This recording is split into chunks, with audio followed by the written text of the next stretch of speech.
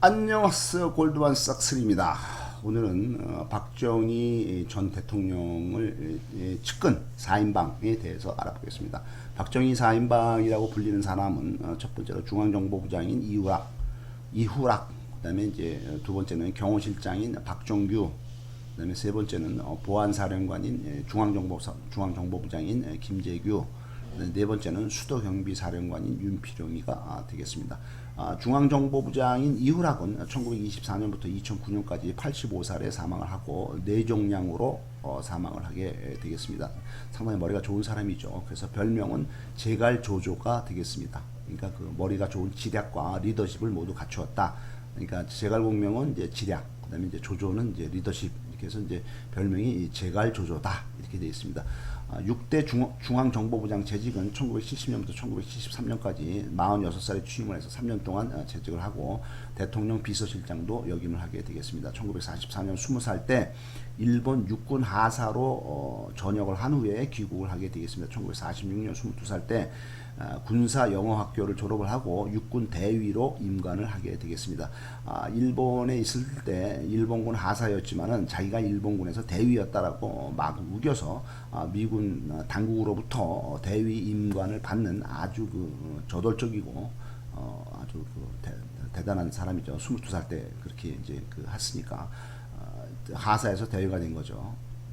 1947년 23살 때 소령이 되고 24살 때부터 육군본부에 근무를 하게 되겠습니다. 25살 때 육군본부 정보국의 전투정보과장이 되겠습니다. 좋은 자리에 있는 거죠. 25살에 육군본부 정보국 전투정보과장 25살 때 좋은 자리죠. 여순 사태로 인해서 재판을 받고 있는 박정희의 후임으로 취임을 하게 되겠습니다. 27살 때는 대령이 되어서 육군본부 정치국 차장이 되겠습니다.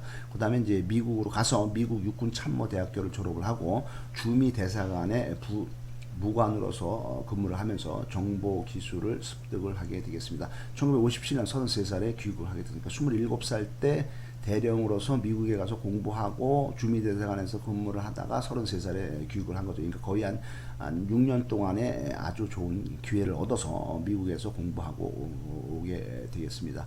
그다음에 뭐 직책도 이미 대령 직책이었으니까 1958년 34살 때 국방부 안에서의 특수부대인 7구 이제 귀국한 지 1년 만에 국방부 내에서 특수부대인 7구 부대를 조직을 하게 되었습니다. 이거는 7구 부대는 국방부 안에 있는 중앙정보부를 얘기를 하게 됩니다. CIA의 한국 지부장인 웨인 넬슨이 독촉을 해서 당시에 국방부 장관인 김정열, 그다음에 이제 고위층인 유재흥 이런 사람들이 창설한 조직이 되겠습니다. 7구 부대가 CIA 한국 지부와의 업무 교류를 하면서 이 부대 7구 부대의 부대장을 이우랑이 맡게 되겠습니다.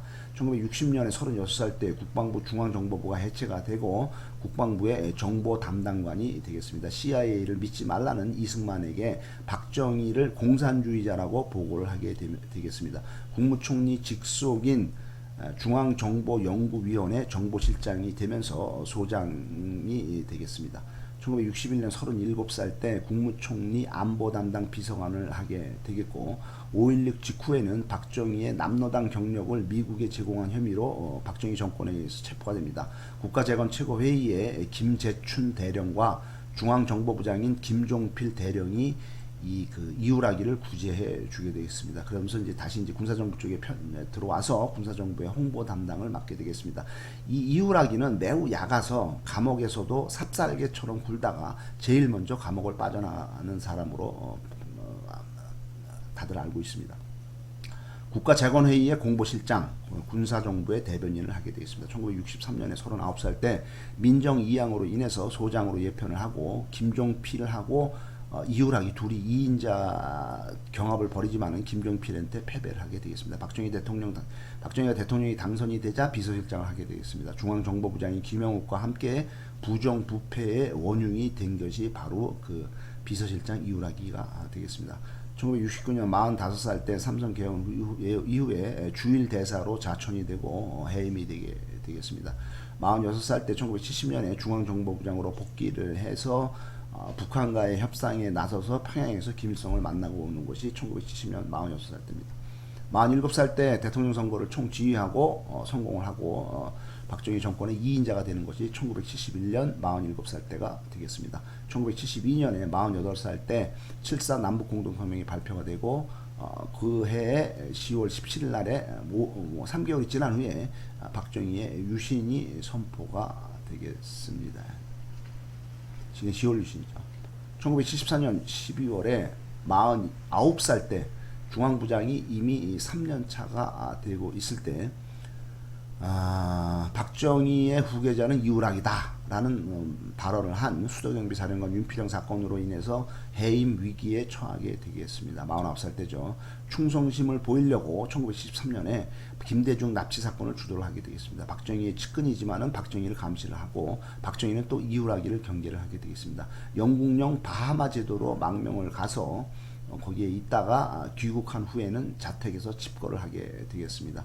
1978년에 54살 때 무소속 국회의원에 당선이 되고 1979년 55살 때 민주공화당 국회의원으로 당적을 갖게 되겠습니다. 1980년 56살 때 신군부, 그러니까 전두환 군부에 의해서 권력형 부정 축제자로 몰려서 정계를 은퇴하게 되겠습니다.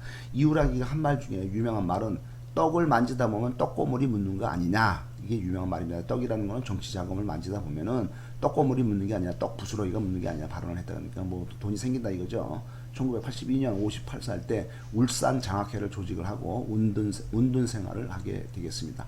박정희의 경호실장인 박종규는 1930년부터 1985년까지 55살에 사망을 하고 간암으로 사망을 하게 되겠습니다. 경호실장으로 재직한 것은 1964년부터 1974년까지 34살부터 44살까지 10년 동안 경호실장을 하게 되겠습니다.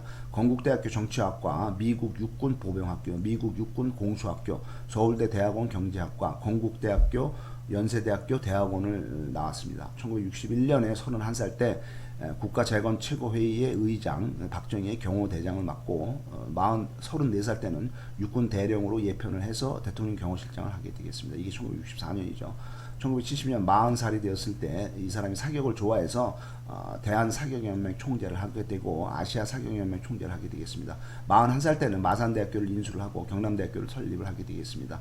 1974년 44살 때 박 대통령 저격 미수 사건으로 인해서 유경수 여사가 문세광의 총에 맞아서 죽자 경호실장을 자진 사퇴하게 되겠습니다. 1979년 49살 때 국제사격연합회 부회장, 대한체육회장, 마산 진해 창원의 10대 민주공화당 국회의원으로 당선이 되겠습니다.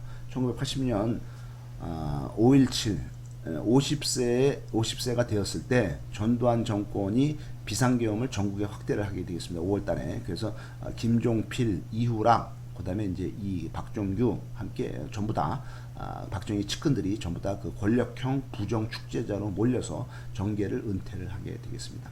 1984년 54살 때 IOC 국제올림픽위원회 위원을 하게 되겠습니다. 감사합니다.